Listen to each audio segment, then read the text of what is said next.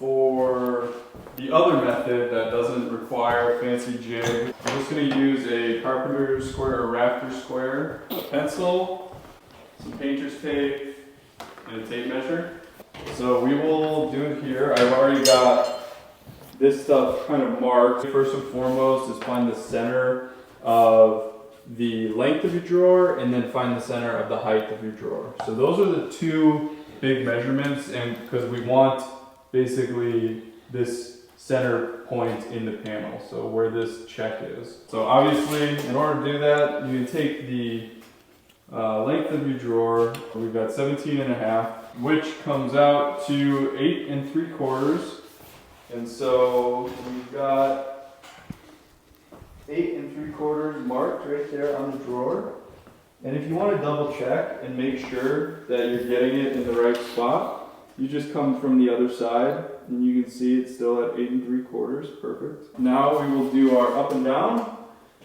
And it is at 6 1/4, so we will do 3 1/8 for the center point here. So what you can do is, you know, if you've got a tape measure, just take this and get it as close as you can to 3 1/8 and just mark it on your tape there. If you have a fancy rafter square with these little grooves in it, you could slide your pencil into the 8th mark, which I believe is this one. Gently slide the rafter square across, and that will give you your true center line.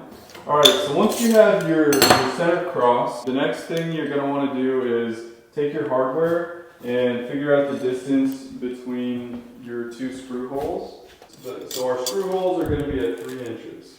So you're going to take your tape, and because you have this hook on the end, I like to just kind of cheat it up and use any of these numbers here. So if I started on 4, I can get that 4 as close as I can to the center mark there, and then I can just count 1.5 inches backwards, and that's going to be my mark right there.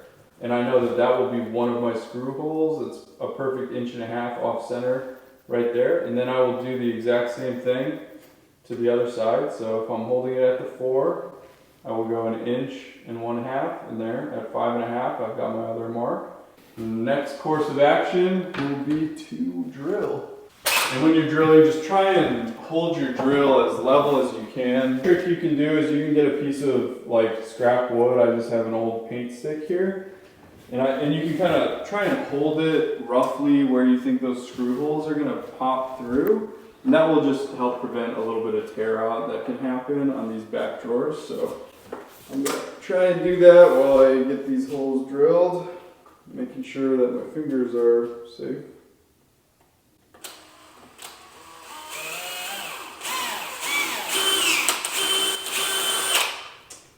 Alright, definitely need some new drill bits.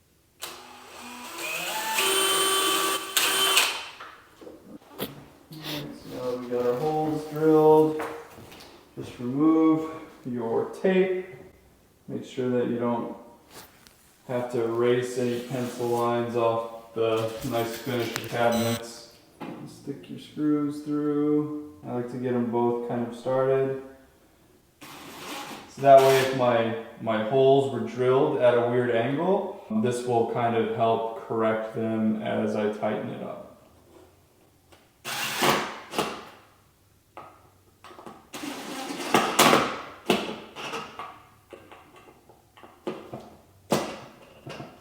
Alright, that's all it takes. All set.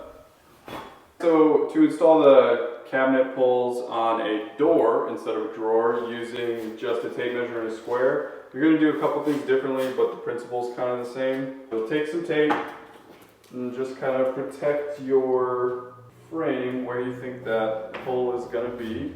What you're going to want to do is you're going to want to find your center access across this style right here, and then you're going to want to find the intersection points. Let's get our top line. That one's really easy. What I like to do is just line it up with this top style right here, and you can see there's a little bevel here, and this is all up to personal preference, But I'm going to be basing it off this plane right here. I'm not going to be basing it off of this back bevel. I'm just going to be going off of this, and that will just kind of make my life a little bit easier. I'm just going to mark that there, and that's going to give me my starting point. And now I need to figure out where my center vertical line is going to be. Get a measurement. It looks like that is at 2 5/8. And then I'm just going to do another one down here, and that will just kind of be a reference point, really. And just to make sure, you know, this isn't absolutely necessary, but I like to do this just to make sure everything's squared and lined up, because obviously when you're marking off of the tape, you can make some mistakes. So that will at least make sure that this is all nice and square on my cabinet door. Now I already know this measurement is 3 inches, so if that is going to be my top point, then my bottom point will be right at 3 inches. I will take my tape, and again, I like to kind of start it a little bit off. So I'm starting at the 3 inches from that, it's going to be 6. I find that to just be a little bit more accurate. That looks good. Take my drill, same thing, line this up.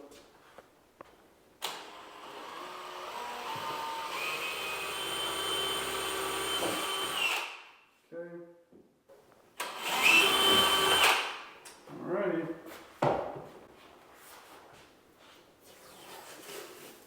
Move the tape. Alright, so again, I like to pop both my screws in first. And that way, you know, like again, if these are off just a little bit, I can at least get one kind of started. Okay. Good. This one's a little off, so kind of see what I'm talking about.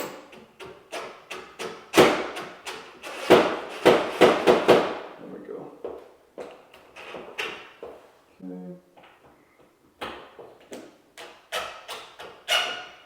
All right, we're all set.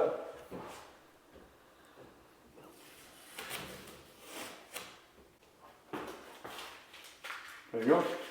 Hope this video helps. Got anything out of it? Give us a like. We really appreciate it. It helps the video along. If you haven't subscribed, please subscribe.